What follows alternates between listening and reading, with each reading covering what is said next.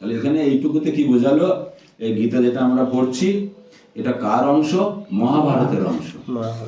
ঠিক। তারপর এখানে আমরা কি বুঝলাম? এখানে বুঝলাম কি আজ থেকে ৫,৫০০ বছর পূর্বে ভগবান শ্রীকৃষ্ণ এই পৃথিবীতে ছিলেন এবং তিনি অর্জুনকে এই গীতার উপদেশ দিয়েছিলেন।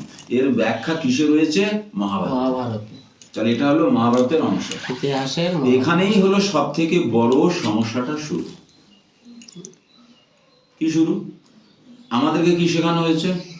আমাদেরকে শেখানো হয়েছে প্রথম হলো প্রস্তর যুগ, লৌহ যুগ, তাম্র যুগ, স্বর্ণ যুগ। মানুষ আগে কেউ মারত, লোহা আবিষ্কার করে ভালা করেছে, তারপর জ্যান্ত খেত, তারপর আগুন আবিষ্কার হলো, তারপরে ঝলসে খেত। এই শিক্ষাটা আমাদের দেওয়া আছে ইতিহাসে। কিন্তু ভাগবত কি বলছে? এরকম কোনো বিষয় নেই। ওই যে কথা বিজ্ঞানে বলেছে ওরকম লোক এখনো আছে। সেগুলো এখনো, ওটা একটা সম্প্রদায়, সে লোক এখনো আছে। তাহলে আজ থেকে ৫,৫০০ বছর পূর্বের ইতিহাস আমাদের কাছে আছে। আমাদের দেশের নাম কি? ভারতবর্ষ। এর নাম কি করে রেখেছে? কে রেখেছে? ভরত রাজার থেকে। রাজা ভরত কখন হয়েছিল? প্রমাণ। এটা হলো তার প্রমাণ। বুঝতে পারছেন? তাহলে বিজ্ঞান কিভাবে আমাদের মূর্খ বানাচ্ছে, বর্তমান যুগের যেসব শিক্ষিত ব্যক্তিরা কিভাবে মূর্খ বানাচ্ছে আমাদের। তাদেরকে যদি আমরা জিজ্ঞাসা করি ভারতবর্ষ, আমাদের দেশের নাম ভারতবর্ষ কে রেখেছিল, গুগল সার্চ করলে কি পাওয়া যাবে? শকুন্তলা আর দুষ্মন্ত। হ্যাঁ, তাদের মিলিত সন্তান ভরত। তার নাম অনুসারে। আর সেটা কোথায়? এই মহাভারতের যুদ্ধের অনেক বছর আগের কথা। অনেক বছর আগে, মহাভারতের যুদ্ধের অনেক বছর আগের কথা। তখন থেকে এই দেশটার নাম ভারত, ভারত ভূমি। তখন মুনি আর রাজারাই থাকতো, তাই না? তাহলে তখন আমরা দেখলাম রাজা আছে, রাজ সিংহাসন আছে, রাজ মুকুট আছে, সবকিছু আছে, সুন্দর সুসজ্জিত রাজমহল থেকে শুরু করে এভরিথিং, সবকিছু। তাহলে মাঝখানে হঠাৎ করে কি করে আমরা আদিম হয়ে গেলাম? কি করে একে অপরে খাওয়া শুরু করলাম? কোথা থেকে? তাহলে এইগুলো মানুষকে বিভ্রান্ত করে বিজ্ঞানের একটা প্রভাব মানুষের মাথার মধ্যে ঢোকানোর একটা পরিকল্পনা। অর্থাৎ সর্বদা অসুরদের মধ্যে সুরদের মধ্যে একটা সংঘর্ষ চলে। অসুর অর্থাৎ তারা যারা ভক্তিকে বা যে পদ্ধতিকে অস্বীকার করে তাদের শক্তিকে প্রবল করার চেষ্টা করে, তাদের আধিপত্য বিস্তার করার প্রচেষ্টা করে। অন্যদিকে ধর্মীয় ব্যক্তিরা তারা কি করে? ভগবত তত্ত্বকে, ধর্মীয় বিষয়বস্তুকে তুলে ধরার চেষ্টা করে। এই দুজনের মধ্যে সংঘর্ষ সবসময় থাকে। সত্যযুগ বাস্তবে হয়ে গেছে। হ্যাঁ, সত্যযুগ, ত্রেতা, দ্বাপর, কলি সব যুগে কিন্তু এই প্রকারের সুর আর অসুরদের মধ্যে একটা মানে ভালো মানুষ আর খারাপ মানুষের মধ্যে একটা দ্বন্দ্ব, একটা যুদ্ধ চলে। ঠিক আছে? তো এটাও একটা যুদ্ধের বিষয়। তো আপনি বলতে কি বলছে? ধৃতরাষ্ট্র, পাণ্ডু। নেক্সট প্যারা বলছি, ধৃতরাষ্ট্র তার আগে আছে জনমানুষ অন্যতম শ্রেষ্ঠ দার্শনিক। দার্শনিক ও ধর্মীয় সংলাপ রূপে বিদিত। আপনি পড়েন। পাণ্ডু অল্প বয়সে দেহত্যাগ করলে তার পঞ্চপুত্র যুধিষ্ঠির, ভীম, অর্জুন, নকুল ও সহদেব ধৃতরাষ্ট্রের তত্ত্বাবধানে পালিত হতে লাগলেন। যে ধৃতরাষ্ট্র উদ্ভব পরিস্থিতির কারণে সমসাময়িকভাবে রাজা হয়েছিলেন, এইভাবে ধৃতরাষ্ট্র ও পাণ্ডুর পুত্ররা একই রাজপরিবারে একই সঙ্গে পালিত হয়েছিলেন। উভয়ই সামরিক কলাকৌশলের শিক্ষা দক্ষ আচার্য দ্রোণের কাছ থেকে প্রাপ্ত হয়েছিলেন এবং পরম শ্রদ্ধেয় পিতামহ ভীষ্ম ছিলেন তাদের অভিভাবক ও উপদেষ্টা।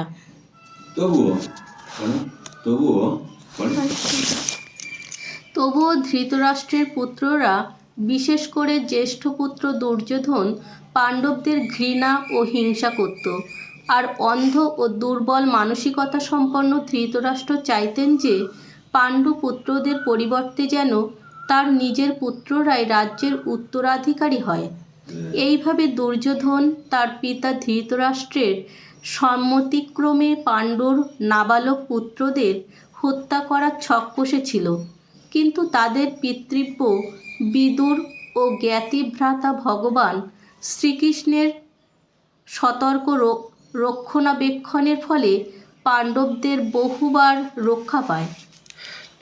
ভগবান শ্রীকৃষ্ণ একজন সাধারণ মানুষ ছিলেন না, তিনি ছিলেন স্বয়ং পরমেশ্বর ভগবান, যিনি এই পৃথিবীর সমসাময়িক আর একটি রাজপরিবারে অবতীর্ণ হয়ে রাজপুত্রের ভূমিকা পালন করেছিলেন। এই ভূমিকায় তিনি আবার পাণ্ডুপত্নী ও পাণ্ডবদের মাতা কুন্তী দেবী বা পৃথার ভ্রাতুষ্পুত্রও ছিলেন। সুতরাং স্বজন ও ধর্মরক্ষক উভয় রূপেই তিনি ধার্মিক পাণ্ডুপুত্রদের অনুগ্রহ ও রক্ষা করেছিলেন।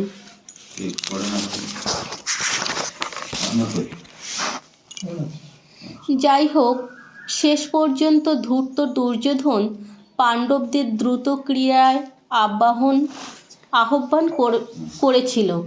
দুর্ভাগ্যজনক সেই প্রতিযোগিতার আবহে দুর্যোধন ও তার ভ্রাতারা পাণ্ডবদের সাধ্বী ও নিষ্ঠাবতী পত্নী দ্রৌপদীকে করায়ত্ত করে রাজা ও রাজপুত্রদের সেই সভায় অপমানজনকভাবে বিবস্ত্রা করার অপচেষ্টা করেছিল।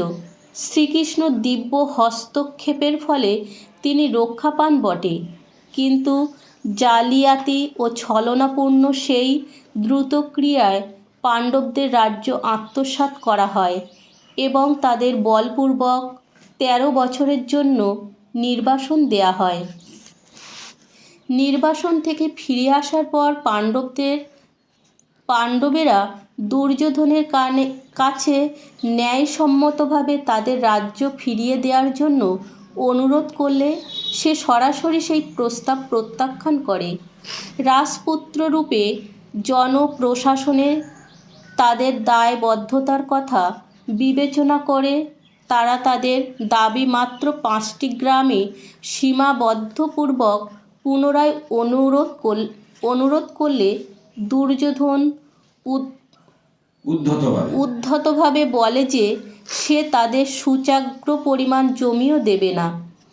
এই সমস্ত ঘটনার মধ্যে পাণ্ডবেরা এতদিন একান্ত সহনশীলতার ও ক্ষমাশীলতার মাধ্যমে ধৈর্য ধারণ করেছিলেন, কিন্তু এখন যুদ্ধ প্রায় অবশ্যম্ভাবীভাবে হয়ে উঠল। সমগ্র বিশ্বের রাজন্যবর্গ 2 ভাগে বিভক্ত হয়ে পড়লেন, কিন্তু ধৃতরাষ্ট্র পুত্রের পক্ষ অবলম্বন করলেন। কেউ ধৃতরাষ্ট্রের পুত্রপক্ষের পক্ষ অবলম্বন করলেন, আবার কেউ পাণ্ডবদের পক্ষ অবলম্বন করলেন। সেই সময় শ্রীকৃষ্ণ স্বয়ং পাণ্ডবদের দূতের ভূমিকায় অবতীর্ণ হয়ে ধৃতরাষ্ট্রের রাজসভায় শান্তির বাণী বহন করে নিয়ে গেলেন। সেখানে তার আবেদন নাকচ করা হলো এবং তখন যুদ্ধ সুনিশ্চিত হয়ে গেল। হরে কৃষ্ণ। উচ্চ নৈতিক আদর্শ মতাবলম্বী পাণ্ডবেরা শ্রীকৃষ্ণকে পরমেশ্বর ভগবান বলে জানতেন, কিন্তু ধৃতরাষ্ট্রের পাপিষ্ঠ পুত্ররা তা জানত না। তবুও শ্রীকৃষ্ণ প্রতিপক্ষের ইচ্ছা অনুসারে যুদ্ধের অবতীর্ণ হতে চেয়েছিলেন। ভগবান রূপে তিনি স্বয়ং যুদ্ধ করতে চাননি, কিন্তু যে কেউ চাইলে শ্রীকৃষ্ণের নিজের সৈন্যবাহিনী পেতে পারেন এবং অপরপক্ষ কেবল শ্রীকৃষ্ণকে পেতে পারতেন পরামর্শদাতা ও সহায়ক রূপে। দক্ষ কূটনৈতিক দুর্যোধন শ্রীকৃষ্ণের সৈন্যবাহিনী পেতেই মরিয়া ছিলেন, আর পাণ্ডবেরাও স্বয়ং শ্রীকৃষ্ণকে পেতে একইভাবে ব্যগ্র ছিলেন। প্রভু, ব্যগ্র কথার অর্থটা? ব্যগ্র মানে উদ্গ্রীব হয়েছিলেন, আশা করছিলেন, তার জন্য যা যা করা প্রয়োজন সব করতে প্রস্তুত ছিলেন, চিন্তিত ছিলেন, চেষ্টায় ছিলেন। এইভাবে শ্রীকৃষ্ণ অসাধারণ ধনুর্ধর অর্জুনের রথের সারথি রূপে তার রথ চালনা করার দায়িত্বভার গ্রহণ করেছিলেন। এটি আমাদের সেই জায়গায় নিয়ে যায় যেখানে শ্রীমদ্ ভগবদ গীতার সূচনা হয়েছিল।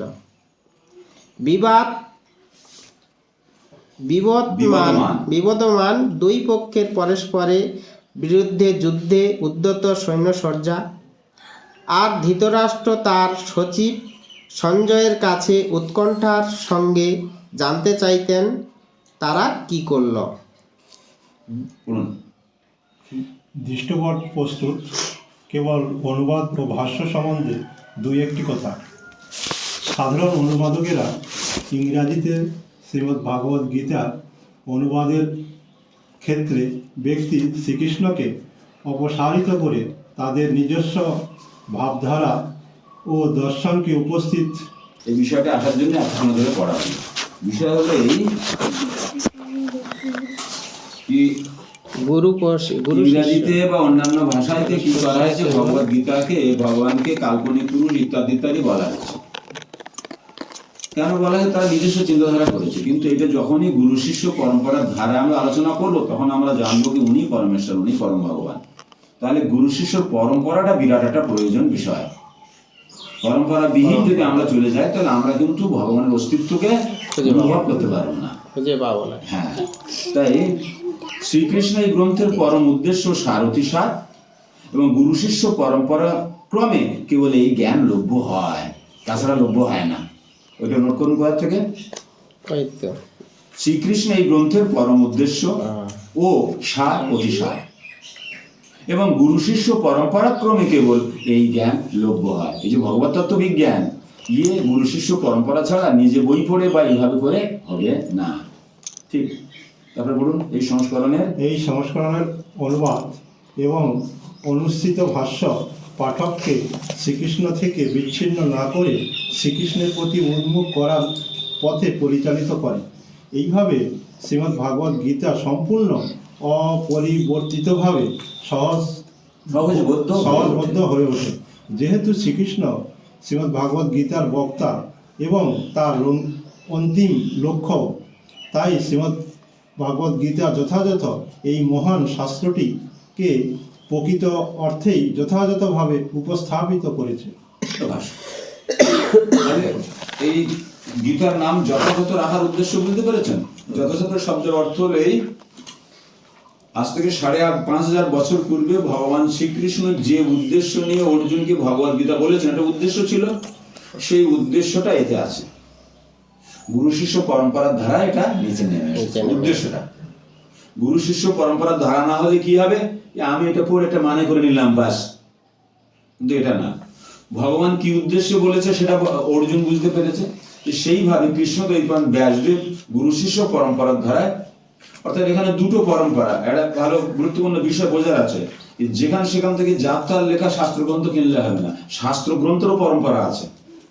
যেমন আমাদের গুরু পরম্পরা আছে, এরকম শাস্ত্রগ্রন্থেরও পরম্পরা আছে। শাস্ত্রগ্রন্থ যদি পরম্পরা হিসাবে না আসে, যাত্রার লেখা বই পড়লেও কিন্তু তার ভাবধারাটা নষ্ট হবে, মূল ভাবধারাটা নষ্ট হয়ে যাবে। কি জানি সেই কি বুঝেছে, কি করেছে। তো আমরা অনেক সময় দেখি কেউ একজন চক্রবর্তী, কেউ একজন ব্যানার্জি, কেউ একজন এরকম, তারা গীতা লিখেছে, গীতা ব্যাখ্যা করেছে। সেই গীতা যদি পড়ি, তাহলে আমাদের কিন্তু সেই গীতা পড়ে কল্যাণ হবে না। তার কারণ না তো সে গুরু শিষ্য পরম্পরার ধারায় আছে, না তার ইন্দ্রিয় সংযম আছে।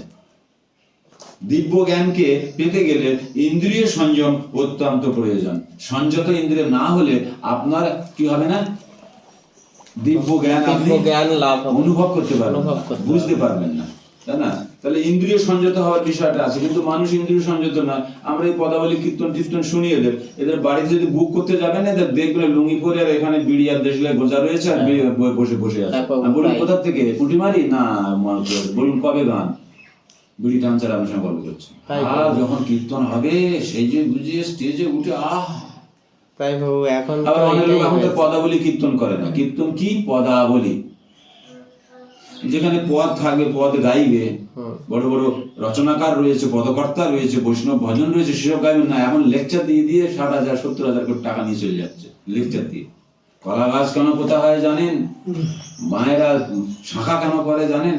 পুজোয় দুর্ব ঘাস লাগে কেন জানেন? এইসব এখন কীর্তনের ভাবধারা।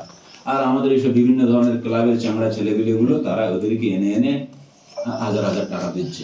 আপনি ভাগবত পাঠ করতে গেলে তাদের কাছে 500 টাকা থাকে না। এই দাদা চেয়েছি এদিক ওদিক করে ভিক্ষা টিক্ষা করে করছি, বাবা এতেই নয়।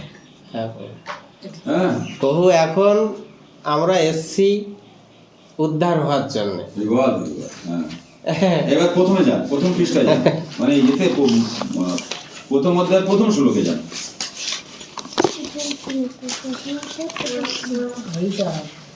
তাই না? প্রথম অধ্যায় প্রথম শ্লোক। অর্জুনের বিষাদ যোগ। হ্যাঁ, তাহলে অর্জুনের বিষাদ যোগের আগেরটা যদি আমরা দেখি, আগের পৃষ্ঠাটা, ওখানে দেখবেন হ্যাঁ। গুরু শিষ্য পরম্পরা করা আছে। ওই বানাতে এইটা ওইটা ওই পাঠাটা আরো আপনি দিকে 39 পৃষ্ঠা। 39 পৃষ্ঠা। ও আচ্ছা পরম্পরা পেয়েছেন? আচ্ছা, ছবিতে আছে। 39 পেজ হলো 39, পেজগুলো আরো পার করুন, আরো আগে যান, পেজ নাম্বার 39। 39 বলুন। নিচে লেখা আছে পৃষ্ঠার নাম। না না, এই কোনো আসবে না, এগুলি বাদ দাও। এই পেয়েছেন তো?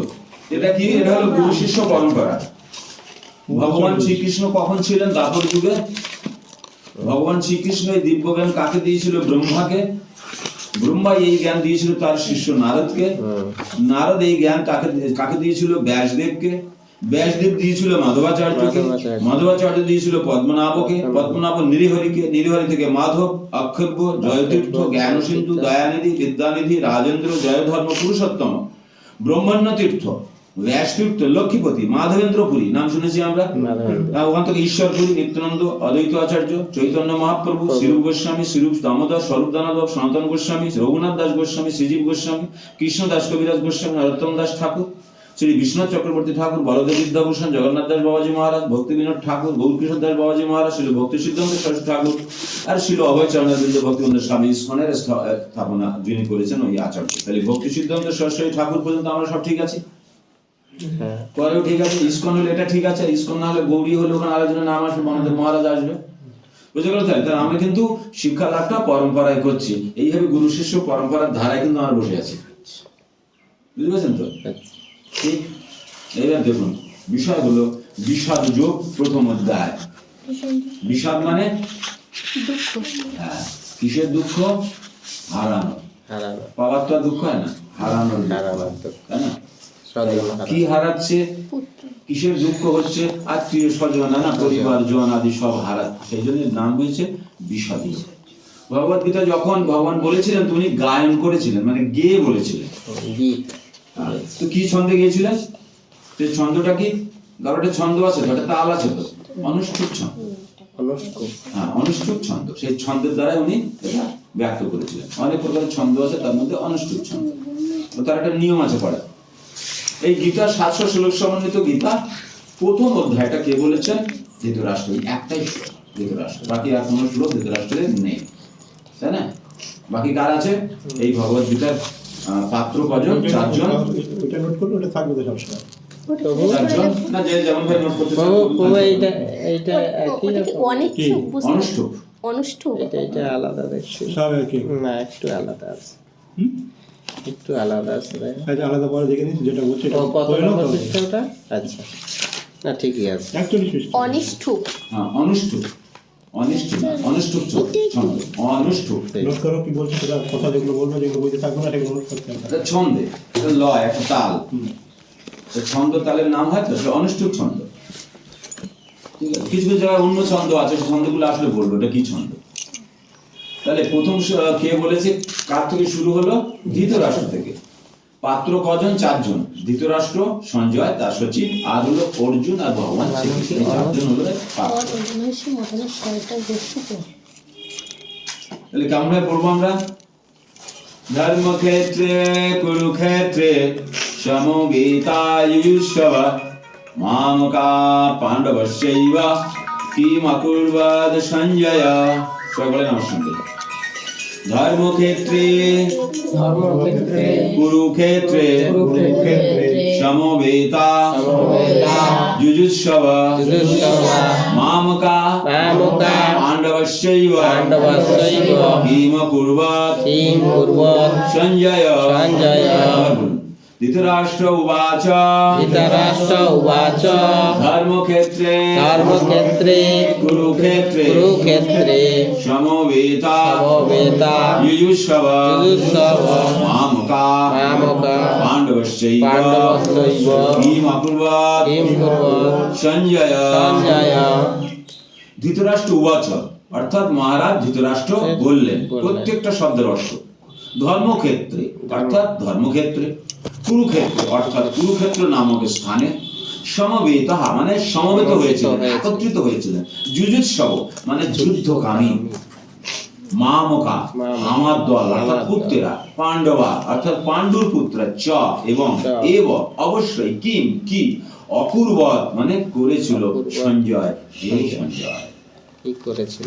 তাহলে অনুবাদ হলো, এগুলো একসঙ্গে করে মিনিং গুলো একসঙ্গে করে অনুবাদ হলো, ধৃতরাষ্ট্র বললেন, হে সঞ্জয়, ধর্মক্ষেত্র কুরুক্ষেত্রে যুদ্ধ করার মানসে সমবেত হয়ে আমার পুত্রেরা এবং পাণ্ডুর পুত্রেরা কি করলো। শুরু হয়ে গেল গীতা। তাৎপর্যটা কেন দিয়েছে? ভাবার্থ, মর্মার্থ এবং শব্দার্থকে জানার জন্য। তাৎপর্যের উদ্দেশ্য হলো কি? উদ্দেশ্য হলো কি এই শ্লোকের মানে উদ্দেশ্যটা কি, এই শ্লোক কি উদ্দেশ্য বলা হয়েছে, তার তাৎপর্য, তার ব্যাখ্যা, বিশদটা সম্পর্কে জানা। তাহলে শ্রীমদ্ ভগবত গীতা বহু পঠিত ভগবত তত্ত্ব বিজ্ঞান। এটা যেটা আমরা পড়ছি এটাও বিজ্ঞান। কেমন বিজ্ঞান? ভগবত তত্ত্ব বিজ্ঞান। কেমন বিজ্ঞান? পরা বিজ্ঞান, যে বিজ্ঞান থেকে সমস্ত বিজ্ঞান উদ্ভূত হয়েছে, যার সার মর্ম গীতা মাহাত্ম্যে বর্ণিত হয়েছে। এই যে ভগবত তত্ত্ব বিজ্ঞান, এর যে সার মর্ম কোথায় বর্ণনা করা হয়েছে? গীতা মাহাত্ম্যে। কটা অর্থ থাকে? শব্দার্থ, ভাবার্থ আর মর্মার্থ। মর্মার্থ মানে সার মর্ম। তাহলে ভগবত গীতার সার মর্ম, ভগবত তত্ত্ব বিজ্ঞানের সার মর্ম কোথায় পাবো আমরা? গীতা মাহাত্ম্যে। গীতা হোক আমরা গীতা মাহাত্ম্যে।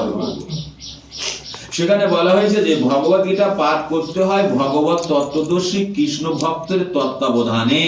আন্ডারলাইন করতে হবে। ভগবত গীতা আবার কোন শাস্ত্র গ্রন্থ আমরা শিখবো কার কাছ থেকে? ভাগবত পড়ো গিয়া বৈষ্ণবের স্থানে। যেখানে গেলে হবে না, কার কাছে যেতে হবে?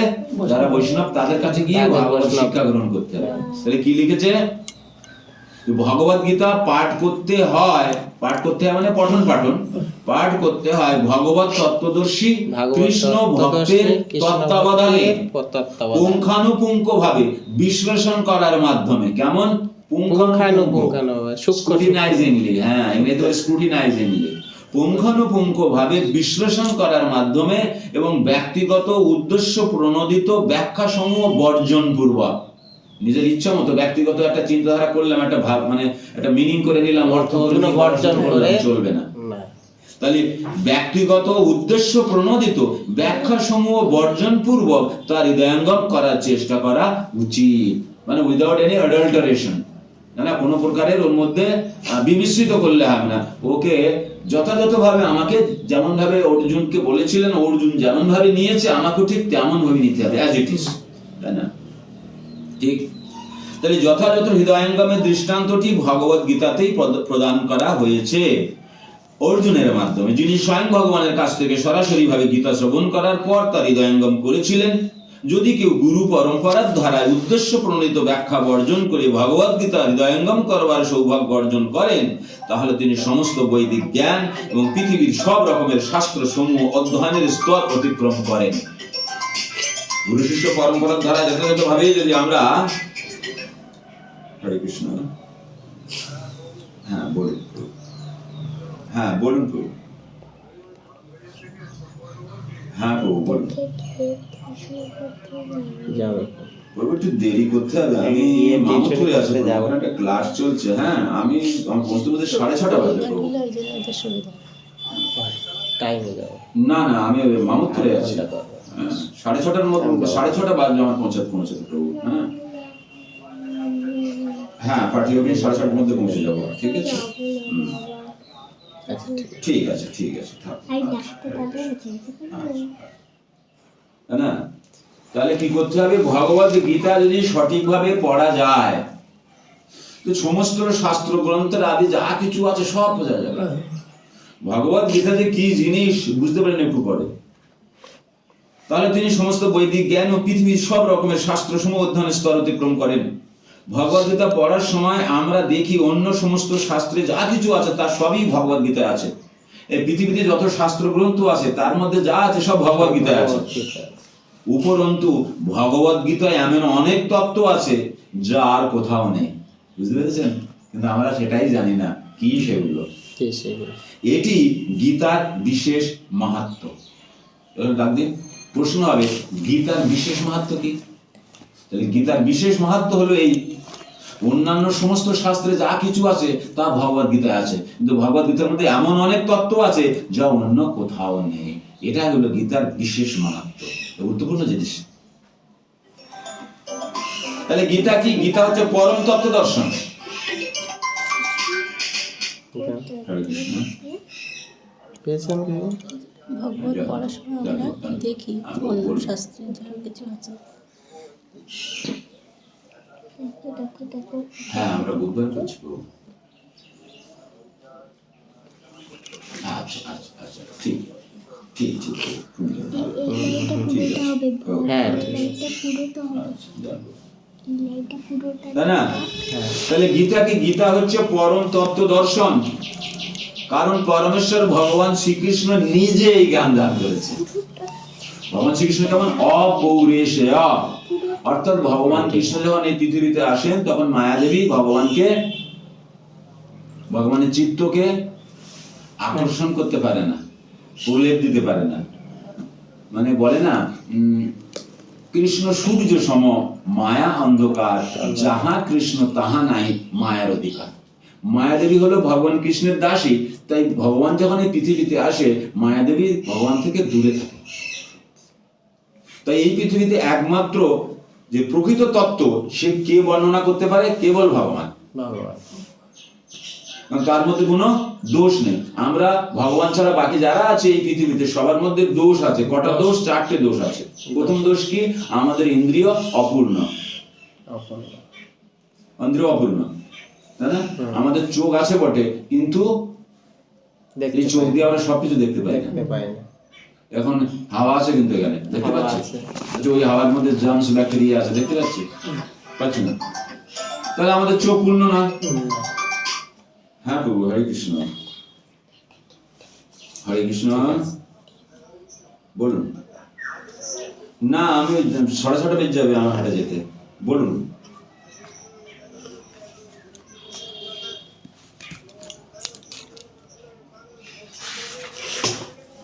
দর্জি কে এসে জানি না, আমি আসে তারপরে বলবো। ঠিক আছে, ঠিক আছে প্রভু, হরে কৃষ্ণ। তাহলে প্রথম হলো আমাদের ইন্দ্রিয় অপূর্ণ। তাহলে দ্বিতীয় কি? আমাদের ইন্দ্রিয় যদি অপূর্ণ হয় তাহলে আমরা কি করি? ভুল করি। বলতে হবে মানে এগুলো আমাদের, মানে আমরা যারা ভগবান ছাড়া আমরা যারা আছি আমাদের মধ্যে যে প্রপেন্সিটি গুলো আছে সেগুলো বলছে কি আমাদের ইন্দ্রিয় অপূর্ণ, আর সেই সঙ্গে আমরা যা করি ভুল করি। তৃতীয় হলো আমাদের মধ্যে যেটা আছে সেটা হলো এই দোষ, বা আমাদের মধ্যে যে মানে উইকনেস, দুর্বলতা, সেটা হলো আমরা আমাদের থেকে কম বুদ্ধিমান বা কম বিবেকবালা হলে তাকে আমরা কি করি? ঠকাই। Cheating propensity, ঠকাই। আর কি হয়? যখনই আমার থেকে বেশি বুদ্ধিমান যে হয় তার কাছে ঠকি, তার কাছে ঠকি।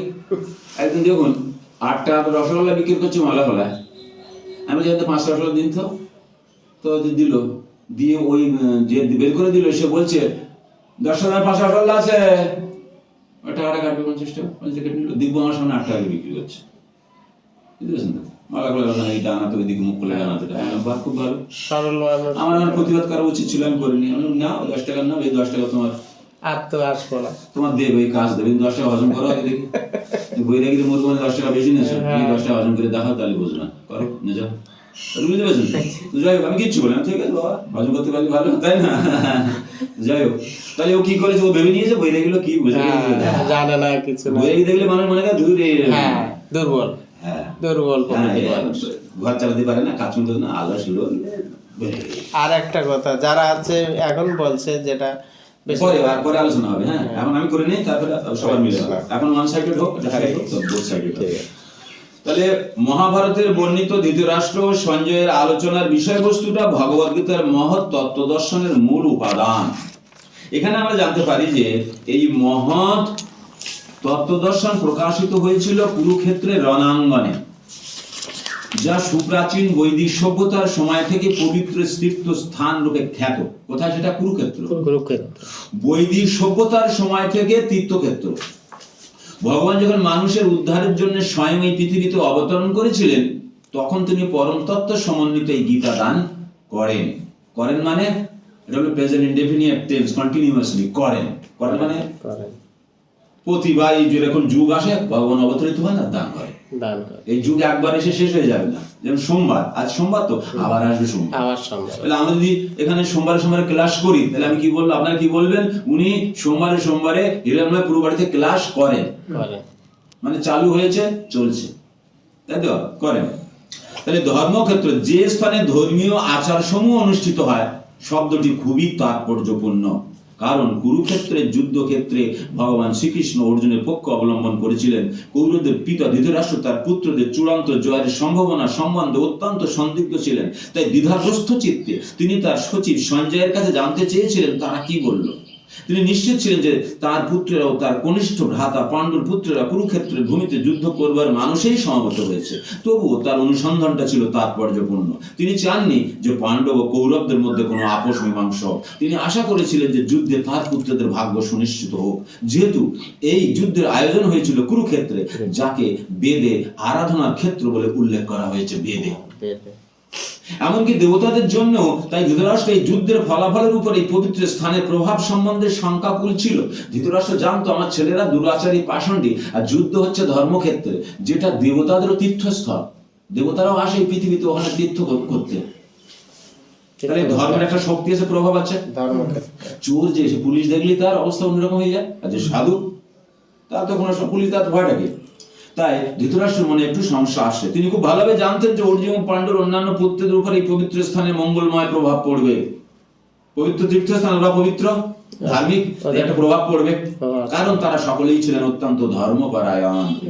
সঞ্জয় ছিলেন ব্যাসদেবের শিষ্য, তাই ব্যাসদেবের আশীর্বাদে তিনি দিব্য দৃষ্টি প্রভাবে ধৃতরাষ্ট্রের ঘরে বসেও কুরুক্ষেত্রের রণাঙ্গন দেখতে পাচ্ছিলেন। আর তাই ধৃতরাষ্ট্র তাকে যুদ্ধক্ষেত্রের পরিস্থিতি সম্পর্কে জিজ্ঞাসা করেন। ব্যাসদেব কে ছিলেন? কৃষ্ণদ্বৈপায়ন ব্যাসদেব, যিনি শাস্ত্র সংকলন করেছিলেন, তারই শিষ্য ছিল সঞ্জয়। সেই সঞ্জয় গুরুদেবের আশীর্বাদে এক জায়গায় বসে অন্য জায়গার ভাব দেখতে পেতেন। এর উপরে গবেষণা করে বৈজ্ঞানিকরা কি তৈরি করেছেন? স্যাটেলাইট, তাই না? তাই এখন কোথায় হচ্ছে, সিডনিতে ক্রিকেট খেলা হচ্ছে, আমরা বাড়িতে বসে। তাহলে দেখছি এখন বুঝতে পারছি টিভি আজ থেকে 5000 বছর আগে আবিষ্কার হয়েছিল। ঠিক এর সম্পর্কে জিজ্ঞাসা করে।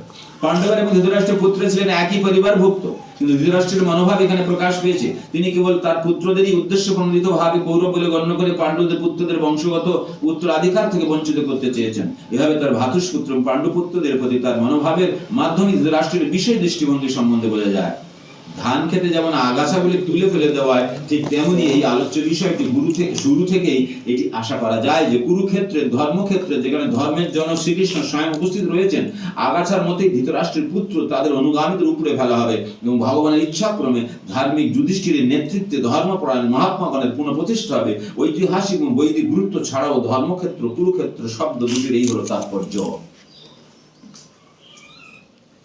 তাহলে ধর্মক্ষেত্র কুরুক্ষেত্র কি বোঝা গেল? কিন্তু এই শ্লোকের মধ্যে দিয়ে যেটা আমরা শিখলাম, সেটা কি শিখলাম? ভগবদ গীতা পাঠ করতে হয় ভগবত তত্ত্বদর্শী কৃষ্ণ ভক্তের তত্ত্বাবধানে। কিন্তু এইবার এই লাইনটার মধ্যে ঢুকবো আমরা। পড়েছি খালি কি পড়ে কি জানলাম কি ভগবদ গীতা পাঠ করতে হয়, মানে পাঠ শ্রবণ করতে হয় বা কীর্তন করতে হয়। মানে আমি কীর্তন করছি, আপনারা শ্রবণ করছেন। ভগবত তত্ত্বদর্শী, ভগবত তত্ত্বদর্শী, খালি তত্ত্বজ্ঞান হলে হবে না, একটু তত্ত্বজ্ঞানীও হতে হবে। তাহলে ভগবত মানে শব্দের অর্থ হলো পূর্ণ পুরুষোত্তম ভগবান শ্রীকৃষ্ণকে ভগবত বলে। এক কথা, পূর্ণ পুরুষোত্তম ভগবান শ্রীকৃষ্ণ, যে পূর্ণ, পূর্ণ মানে 64 কলা সম্পন্ন, সম্পূর্ণ পূর্ণ। চতুর্ভুজ বিষ্ণুর মধ্যে কটা আছে? 60। শিবের মধ্যে কটা আছে? 55। ব্রহ্মার মধ্যে কটা আছে? 50। কিন্তু একমাত্র ভগবান শ্রীকৃষ্ণ হলেন 64 কলা সম্পন্ন। তাই মাঝে মাঝে কি হয়, নারায়ণের যে পত্নী লক্ষ্মী দেবী মাঝে মাঝে কৃষ্ণের প্রতি আকর্ষিত হয়ে যায়, বিষ্ণুকে ছেড়ে দিয়ে চলে যায়। কেন? ভগবানের মধ্যে কি আছে? রূপ মাধুর্য আছে, গুণ মাধুর্য আছে, লীলা মাধুর্য আছে, বেণী মাধুর্য আছে, বেণু মাধুর্য। মানে ভগবানের মধ্যে উনি হলেন আনন্দ কন্দ, রসরাজ, রসবৈশ্য। হ্যাঁ, ওনার মধ্যে কি আছে? আনন্দ কন্দ, আনন্দের আগার, আনন্দের স্রোত, আনন্দের মানে ভান্ডার, খনি। কিন্তু বিষ্ণুর মধ্যে নেই, চতুর্ভুজ বিষ্ণুর মধ্যে আনন্দ নেই। তাই না? 64 কলা, কলা মানে কলা মানে দিব্য শক্তি, অলৌকিক দিব্য শক্তি। তাহলে কেমন হবে?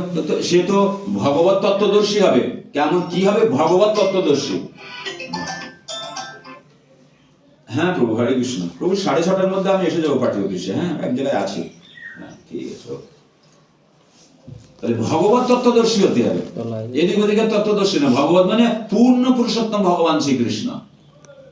খালি কৃষ্ণ বললে হবে না, ভগবানকে নিরাকার রূপে জানলে হবে না, ব্রহ্ম রূপে জানলে হবে না, পূর্ণ পুরুষোত্তম। আমাকে আমরা কেমন করে জানেন? আংশিক জানেন। আজকে আমি পরিচয় দিয়েছি মানে আমার সম্পর্কে পূর্ণ ধারণা আপনাদের নেই, আংশিক জ্ঞান। আংশিক হলে হবে না, যার মধ্যে ভগবত তত্ত্ব কি হয়েছে? পূর্ণ রূপে আছে, পূর্ণ ভগবান। মানে সেটাই কি বলবো, শব্দটা কি হলো, কোথায় গেল? ভগবত তত্ত্বদর্শী এবং কৃষ্ণ ভক্ত। কেবল তত্ত্বদর্শী হলেও হবে না, পূর্ণ পুরুষোত্তম ভগবান বিষয়ে কেবল জ্ঞান রাখলে হবে না, তার সেবা করে যে ভক্ত হতে হবে। একদিকে তার জ্ঞান আছে এবং সে জ্ঞানকে সে কাজে লাগায়। আমি খুব সুন্দর কি বানাতে পারি? লুচি। আমি কি বানাতে পারি? সুন্দর আলু কুমড়োর তরকারি, ছক্কা, মানে ওই দিয়ে কি দিয়ে? কাউলি ছোলা দিয়ে। এটা হলো কি বানাতে পারি? মানে জ্ঞান। এখন আমার ভীষণ খিদে লেগেছে, তাহলে আমাকে কি করতে হবে? আমি বানাতে পারি। তাহলে আমি চোখ বন্ধ করে যদি বানানোর প্রক্রিয়াটা স্মরণ করি, পেট ভরবে? তাহলে আমার করতে হবে কি? বানাতে হবে। হ্যাঁ, তাহলে কেবল তত্ত্ব বলে গেলে হবে না, মুখে বলে গেলে। কিন্তু এরা কি করে? কেবল তত্ত্বদর্শী, ভক্ত নয়, এরা একাদশীও করে না, তাই না? তাদের মুখ থেকে আমরা ভগবত কথা শ্রবণ করে কি করে আমরা আমাদের কল্যাণ করতে পারি? বৈরাগীরা যারা অ্যাকচুয়াল গৌরীয় মঠ ইস্কনে, বৈরাগীরা কেন যায় না পদ্মাবলী কীর্তন শ্রবণ করতে? কারণ ওরা যেসব বলে আন কথা শান কথা বলে, সাধারণ মানুষের জন্য ঠিক আছে, কিন্তু যারা স্থিতপ্রজ্ঞ, যারা জ্ঞানী, যারা ভগবদ্গীতা শ্রবণ করে, নিত্য পঠন পাঠন করেন, তারা বুঝে যাবে না, তারা যাবে না, তারা যাবে না। হরে কৃষ্ণ প্রভু, একটু নিচে নিয়ে ঠিক আছে, ঠিক আছে, ওকে। হ্যাঁ, তাহলে বিষয় হলো এখানে এই মধ্যে প্রবেশ করে আমরা কি পেলাম? যে আমাদের তার কাছে যেতে হবে যে ভগবত তত্ত্বদর্শী হবে এবং কি হবে? ভক্ত। যদি খোলা থাকে একটু চাবি দিয়ে আসো। ভগবত তত্ত্বদর্শী মানে বুঝতে পেরেছি, ভগবত মানে পূর্ণ পুরুষোত্তম ভগবান শ্রীকৃষ্ণ। তত্ত্ব মানে, তত্ত্ব মানে পরম তত্ত্ব। এই পৃথিবীতে কটা তত্ত্ব আছে? অনেক আছে, কিন্তু বিশেষ করে 3টে তত্ত্ব। কি সেটা? আত্মতত্ত্ব, ভগবত তত্ত্ব, পরম তত্ত্ব। আত্মতত্ত্ব মানে আমার সম্পর্কে জানা, ভগবত তত্ত্ব মানে ভগবান সম্পর্কে জানা, আর পরম তত্ত্ব মানে ভগবান আর আমার সম্পর্ক যখন হয়ে গেলে তাহলে আমার কি করণীয় কর্তব্য আদি সম্পর্কে জানা। এই পৃথিবীতে আমি এসেছি কিসের জন্য এসেছি?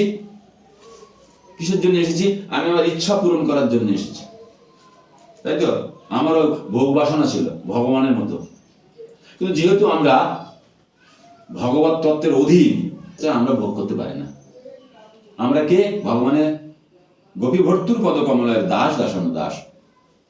তাই আমাদের কাজ কি? ভগবত সেবা করা। আমাদের কাজ হলো ভগবানকে আনন্দ প্রদান করে আনন্দ হয়, আনন্দ করা। যেমন মায়েরা, প্রচন্ড গরম, তো আনন্দটা কি? এত কষ্ট করলে খালি এইটা শোনার জন্য ডালটা ভালো হয়েছে, বেগুনের এটা খুব ভালো হয়েছে, এটা খুব ভালো হয়েছে, এইটাতে উনি প্রসন্ন হয়ে যান। তার মানে উনি কি করছেন? পরিবারকে আনন্দিত করে, পরিবারের জন্য রান্না করে তাদের খাইয়ে তাদেরকে আনন্দ দেখে অনেক সময় এত ভালো হয়ে যায় যে ওদের দিতে দিতে মায়ের থাকে না। এক কষ্ট করে রান্না করলো, উপরে দিতে দিতে একটু দাও না, এই কোথাও দেখার তার করাতেই নেই, তবু কিন্তু সে আনন্দ অনুভব করে। বুঝে গেল তো? তাই ভক্ত হতে গেলে কেমন হতে হয়? স্ত্রী স্বরূপা। স্ত্রী স্বরূপা মানে বডিটা স্ত্রী না, স্ত্রী স্বরূপ মানে আপনার চিত্তবৃত্তি, চিত্তবৃত্তিটা হবে স্ত্রী স্বরূপা, অর্থাৎ সার্ভিস নেচার, সেবা পরায়ণ। স্ত্রী মানে কি? স্ত্রী শব্দের অর্থ হলো সেবা পরায়ণ।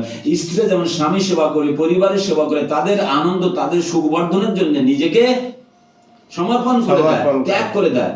বলে না আমরা সব স্ত্রী ওখানে গেলে সব একা পুরুষ উনি আমার স্ত্রী, তার মানে কি? তার মানে ওখানে গেলে আমরা এরকম শাড়ি পরবো, ওখানে গেলে আমরা মেয়েদের মতো হবে, চুল লম্বা হবে, এরকম না হবে না, আমাদের শরীর নেচারটা সরায়ণটা সেবা পরায়ণ হবো আমরা সবাই। ওখানেও স্ত্রী পুরুষ আছে, মানে ফিজিক্যালি মেল ফিমেল আছে, কিন্তু সবার নেচার একই, সেটা সেবা পরায়ণতা। খুব কঠিন তত্ত্ব বিষয়। স্ত্রী মানে কি? যার মধ্যে সার্ভিং নেচার আছে সে হলো স্ত্রী। সেবা পরায়ণ। আর যে সেবা নেয় সে হলো পুরুষ। হুম, তাহলে একমাত্র ভোক্তাকে পরমেশ্বর। পরমেশ্বর। কিন্তু আমরা চেয়েছিলাম আমরাও ভোগ করবো, ভগবান ঠিক আছে যা। ওই তখন ভগবান এই ম্যাটেরিয়াল ওয়ার্ল্ড অর্থাৎ জড় জগৎ বানালেন আর আমাদেরকে পাঠালেন, যাও যার যার ভোগ করা বাসনা আছে যাও। এবার এসেছে আমরা ভোগ করতে গেলে, ভোগ করার জন্য ভগবান আমাদেরকে কি দিয়েছে? আংশিক পুরুষত্ব দিয়েছে, না আমরা ভোগ করতে পারবো না। কিন্তু এখানে এসে দেখছি আমরা ভোগ করার পিছনে কি রয়েছে? কষ্ট, দুঃখ, কষ্ট, যন্ত্রণা। দুঃখ, যন্ত্রণা। এখানে এই দুঃখের সাগর আমাদের জন্য। কেন? আমাদের মধ্যে সেই ক্যাপাসিটি নেই তো, আমাদের ভোগ করার ক্যাপাসিটি নেই তো। আমরা হলাম ভোগ্য, আমরা অন্যকে আনন্দ দিতে পারি, নিজেরা ওই আনন্দ গ্রহণ করতে পারি না। আনন্দ গ্রহণ করতে গেলে কেমন হতে হয়? ভোক্তা হতে হয়। তাহলে আমরা অবাধ্য ছিলাম। হ্যাঁ, নিশ্চয়ই আমরা অবাধ্য ছিলাম, ভগবানের, হ্যাঁ অবশ্যই আমরা অবাধ্য তো, ভগবানের বিরুদ্ধে আমরা আচরণ করেছিলাম। আর তার ফলে ভগবান আমাদের এখানে পাঠিয়েছে। যেমন ছেলে যখন বদমাশ করে বাবা কি করে? মিশনে পাঠায়, যাও। যাও একটা তাহলে আমরা এখানে কোথায় আছি? মিশনে আছে। আমাদের মাস্টারকে মায়া দেবী, কঠোর দুর্গা দেবী, দশ হাতে অস্ত্র নিয়ে আমাদেরকে শাসন করার জন্য আছে। কঠোর দুর্গা দেবী কিন্তু খুব কঠোর। এই 10 হাতে যে অস্ত্র, ও কিসের জন্য আছে? আমাদের শাসন করার জন্য, মায়া দেবী, তাই না? ওনাদের গাইডলাইনে আমরা এই পৃথিবীতে এসেছি। তাই আমাদের কর্তব্য হলো ভগবত আরাধনা করা, মনকে স্থিত করা। তাহলে এই যে বিষয়বস্তুগুলো আমরা আলোচনা করলাম, এইগুলো কিন্তু খুব গুরুত্বপূর্ণ এবং এইগুলো আমাদেরকে কি করতে হবে? হৃদয়ঙ্গম করে নিতে হবে। তাহলে আজকে আমরা কি জানলাম? বিজ্ঞান কাকে বললাম? Practical application of theory is called science. তাহলে আমরা এটা যদি বিজ্ঞান করে নিতে চাই, তাহলে আমাদের কি করণীয় কর্তব্য? আজ থেকে আমরা তত্ত্বদর্শী এবং ভগবত ভক্ত ছাড়া অন্য কারুর, কথা সে যত বড় হাস্যকার হোক বা যত সে কাঁদিয়ে দিক না কেন, শ্রবণ করা সিদ্ধান্ত বলিয়া চিত্তে না করা অলস, রিহা হইতে কৃষ্ণ লাগে সুধীর মানস। অর্থাৎ সিদ্ধান্ত, ভগবত গীতা কি? সিদ্ধান্ত গ্রন্থ, সিদ্ধান্ত গ্রন্থ। এটা হলো সূত্র, ভক্তি সূত্র। ভক্তি করতে গেলে সূত্র নিতে হবে, সূত্র নাহলে ভক্তি হবে না। তাহলে প্রথম সূত্র কি পেলাম আমরা? ভক্তি জগতে প্রবেশ করে ভগবানের কৃপা পেতে গেলে, ভগবানকে অনুভব করতে গেলে আমাদের ভগবত তত্ত্ববিজ্ঞান সম্পর্কে অভিহিত যিনি, এবং যিনি কেবল তত্ত্ববিজ্ঞ নয়, কেবল তত্ত্বজ্ঞ নয়, তত্ত্বজ্ঞানী নয় বা তাত্ত্বিক পণ্ডিত নয়, সে ভক্ত। এমন ব্যক্তির মুখ থেকে ভাগবত কথা যদি আমরা শ্রবণ করি, পঠন পাঠন করি, তাহলে নিশ্চিত রূপে আমাদের কল্যাণ হবে, তাই না? কল্যাণ হবে। আমি ওই ভাবলে এক জায়গায় ভাগবত সপ্তাহ করলাম। ভাগবত সপ্তাহ করতে করতে মাঝখানে তার মা মারা গেল। মা বৃন্দাবনে গেছিল, কিন্তু অ্যাটাক হয়ে গেল, ওখান থেকে ফিরিয়ে নিয়ে আসলো। মা বৈষ্ণবী ছিলেন, ছেলেরা সবাই মদ মাংস খাওয়া লোক। তো 7 দিন হওয়ার তার কাছে মারা গেল। তারা খুব ভেবে নিল আমাকে, মানে খুব শ্রদ্ধা করা শুরু করলো। তাই বললাম, দেখুন তাহলে এক কাজ করুন, বাড়িতে একটা গীতার ক্লাসে বসা করুন। কি হবে প্রভু? মানে গীতা বই করলে আপনারা, মানে গীতার এত শক্তি রয়েছে কি মানুষ ধীরে ধীরে বৈষ্ণব হয়ে যায়, সবকিছু ত্যাগ করতে হয়, মোহ মায়া সব ত্যাগ করে দেয়। তাই বিশ্বাস করেন। ঠিক আছে প্রভু, আমি চ্যালেঞ্জ নিয়ে আমি করলাম, আমি করবো ব্যবস্থা। আপনি আমাদের বাড়ির লোক কটাকে একটু ভক্ত করে দেবেন। মানে আমি করার কে? আমি করার কে? বলবে তো গীতা, ভগবান। আমি তো কিচ্ছু না, আমি 2-4 কথা যা জানি সেইগুলো বলবো। শুরু হয়ে গেলে প্রভু আমাদের বাড়ির ক্লাস করতে করতে করতে করতে 6, 7, 8, 9, 10 অধ্যায়, তার আগে যেতে হয়নি, বাবুরা সব নিরামিষ বুঝে হয়ে গেল। বুঝতে পেরেছেন কত শক্তি এর মধ্যে রয়েছে? দেখছেন এত শক্তি রয়েছে। পুরো ফ্যামিলি ভ্যাবলা রেলওয়ে স্টেশন থেকে নেমে একটু আগে গিয়ে বাঁহাতের লাইন পার করলেই ওনার নাম হলো পলাশ বিশ্বাস। আমাদের বাড়িতে পলাশ, ওনার শাশুড়ি হলো আপনার এর প্রধান হয়েছে, টিএমসি প্রধান হয়েছে এই পঞ্চায়েত ইলেকশনে। এতে আপনার ওই মল্লাখালীর পরে কি আর সাত জেলে পঞ্চায়েতের প্রধান। বুঝতে পেরেছেন? নিরামিষ বাড়িতে ওরা রাত 12টা 1টা পর্যন্ত বৈশাখ 4 মাথা ওখানে পকোড়ার দোকানে বসে মদ খেত, পকোড়া খেত, আর ওই লোকের ডেকে খাওয়াতে 1-1.5 টাকা খরচা করতো, হিউজ ইনকামে খরচা করতো। এখন বাড়িতে মায়ের মাংস কি চলছে, নিরামিষ বোঝে। এই ভগবদ্গীতার প্রভাব এত প্রভাবশালী। হরে কৃষ্ণ। আজ এই সংখ্যা জয় গৌর শ্রীনাথ প্রেমানন্দে, জয় শ্রী কৃষ্ণ চৈতন্য প্রভু নিত্যানন্দ শ্রী অদ্বৈত গদাধর শিবাসাদি শিব। হরে কৃষ্ণ হরে কৃষ্ণ কৃষ্ণ কৃষ্ণ হরে হরে, রাম রাম রাম রাম হরে হরে। কারণ কেউ প্রশ্ন থাকলে করুন। যে আগামী সপ্তাহ তাহলে একটু টাস্ক কি দেওয়া ছিল, যেটুকু পড়ানো হলো এইটাই হ্যাঁ, আলোচনা হবে না? আপনারা যদি বিশ্বের কিছু হতে চান, ভালো করে শুনুন। চৈতন্য মহাপ্রভু বলেছেন, ভারত ভূমিতে হইলে মনুষ্য জন্ম যায়, জন্ম সার্থক করি করো পর উপকার। মেয়েকে ছেলেকে ডাক্তার ইঞ্জিনিয়ার কিছু করতে হবে না, কিচ্ছু করাতে হবে না। ভগবত তত্ত্ববিজ্ঞান শেখান, 2-4 বছর 5 বছর শেখান, ব্রাহ্মণ দীক্ষা দেন, দীক্ষা দিয়ে সার্টিফিকেট নিয়ে পাসপোর্ট তৈরি করে বিদেশে পাঠান, কোটি কোটি টাকার পিছনে করবে কোটি কোটি টাকা। এখানে আমরা কি খুচরা চাকরি পাওয়ার জন্য জমি জায়গা বিক্রি করে, গরু বিক্রি করে টাকা দিয়ে চাকরি করতে সব মাস্টার হবে। পশ্চিমবাংলার ছেলেমেয়েদের স্বপ্ন হলো মাস্টার, এছাড়া কিচ্ছু নেই। হ্যাঁ বাবু, তাই হচ্ছে। বুঝেছেন? কোটি কোটি টাকা আপনার পিছনে ছুটবে। চৈতন্য মহাপ্রভু বলেছে আমাদের কিচ্ছু করতে হবে না, আমরা ভাগ্য জন্মগ্রহণ করেছি, তাই জন্ম সার্থক করবো। কিভাবে? এই যে স্পিরিচুয়াল সায়েন্স, এই যে আধ্যাত্ম বিজ্ঞান, এই বিজ্ঞানটা যদি সঠিকভাবে আমরা জেনে নিই, এই বিজ্ঞানে আমরা সমগ্র বিশ্বের পথ দেখাতে পারবো। নন্দনন্দন মাস্টারমশাইয়ের ছেলে যে সংকর্ষণ করেটা কি? কটা ভাষা জানে ও? জানেন বিশ্বের কটা ভাষা জানে ও? ওর কাছে কত টাকা রয়েছে, কত মঠ মন্দির তৈরি করেছে, কত লোককে দিয়েছে করে। হ্যাঁ হ্যাঁ, আমার 1 বছর সিনিয়র, ও ম্যাট্রিক পাস করলো আর আমরা ম্যাট্রিকে ঢুকলাম, তাই না? ও ভালো রেজাল্ট করার লোক না, আমি ভালো রেজাল্ট করতাম। লক্ষণ জানার মেয়েও ফার্স্ট হতো, যেহেতু লক্ষণ জানা সেক্রেটারি, যতই যা করবো ফার্স্ট হবে। আমি কখনো সেকেন্ড, কখনো থার্ড, কখনো সেকেন্ড, কখনো থার্ড। আমাদের 3 জনের মধ্যে কম্পিটিশন হতো, 3টে আর একটা ছিল দুর্গাপুরে। কিন্তু ও ভালো পড়াশোনা, ভালো রেজাল্ট ছিল না, কিন্তু এখন সমগ্র বিশ্বে দাপটে বেড়াচ্ছে। বড় বড় শহরে গিয়ে, বিদেশে বড় বড় শহরে গিয়ে বড় বড় হল বুক করে, টিভিতে নিউজ পেপার অ্যাডভার্টাইজমেন্ট করে কি এখানে ভগবত তত্ত্ব আলোচনা হবে। সেখানে ওই এন্ট্রি ফিস কত? $500। $500 মানে বুঝতে পেরেছেন কত? সেখানকার বড় বড় কোটি কোটিপতিরা, যাদের মনে শান্তি নেই, গৃহে শান্তি নেই, পয়সার অভাব নেই, কিন্তু নেই কি? ভালোবাসা নেই কি? মনে নেই শান্তি। তাই তারা শান্তির সন্ধানে $500 দিয়ে টিকিট কেটে ওখানে যায়, আর ইনি ভগবত তত্ত্বের বিশ্লেষণ করেন, মানুষ শোনে। বুঝতে পেরেছেন? আমরা এখন পয়সার জন্য কি করছি না, কি করছি পয়সার জন্য আমরা। তাই সঠিকভাবে যদি আপনারা এই ভগবত তত্ত্ব বিজ্ঞান শিখতে চান, তাহলে আপনাদের দুটো কাজ করতে হবে। একটা হলো নোট মেকিং করতে হবে, একটা হলো নোট টেকিং। এখানে বসে নোট করতে হবে গুরুত্বপূর্ণ বিষয়গুলো, ওইগুলো হলো পাঠ বা লোককে বোঝানোর আলোচনার মূল বিষয়বস্তু। আর এখানে যেগুলো র্যান্ডম লেখা হলো, হঠাৎ তাড়াতাড়ি এগুলো লেখা হলো, বাড়ি থেকে সেইগুলো নোট মেকিং করতে সুন্দর খাতায় তৈরি করে রাখতে হবে। ওইটা ও বড় হয়ে যাবে, তার ছেলে কাজে লাগবে, যখন ইচ্ছা খুলে দেখে নিতে। পুরো ভগবত পড়ার প্রয়োজন, নোট গুলো করতে। ঠিক আছে, তাহলে সবাই প্রণাম করেন। হরে কৃষ্ণ। মাথা লাগান মাটিতে।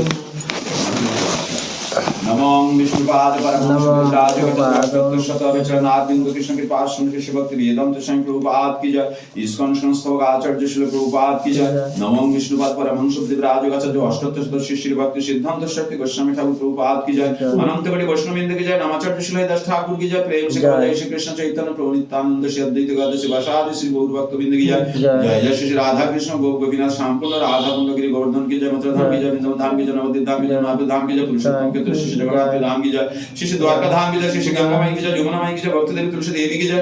श्री राधा माधव राधा श्याम सुंदर राधा गोविंद राधा मदन मोहन राधा गोपीनाथ राधा राधिका रमन कृष्ण बलराम जगन्नाथ बलदेव सुभद्रा महारानी की जय। गोपाल की जय। श्री भागवत महापुराण की जय। श्रीमद् भगवत गीता की जय। नाम संकीर्तन की जय। श्रीमद वैष्णव भक्तवृंद की जय। आप नमन गुरु गोसाई की जय। निताय गौर सदानाथ प्रभुनंद हरि हरि बोल। ऑल विष्णु आसमान गुरु हरे कृष्ण। ऑल विष्णु आसमान गुरु हरे कृष्ण। ऑल विष्णु श्री गुरु गौरंग ऑल विष्णु प्रभुपाद की जय। वांछा कल्पतरु भैष्य कृपा सिंधु एव च पतितानां पावनेभ्यो वैष्णवेभ्यो नमो नमः। सकल वैष्णवेर पदे करि नमस्कृत अपराध नाम আমার। জয় জয় শ্রী রাধে শ্যাম রাধে শ্যাম রাধে।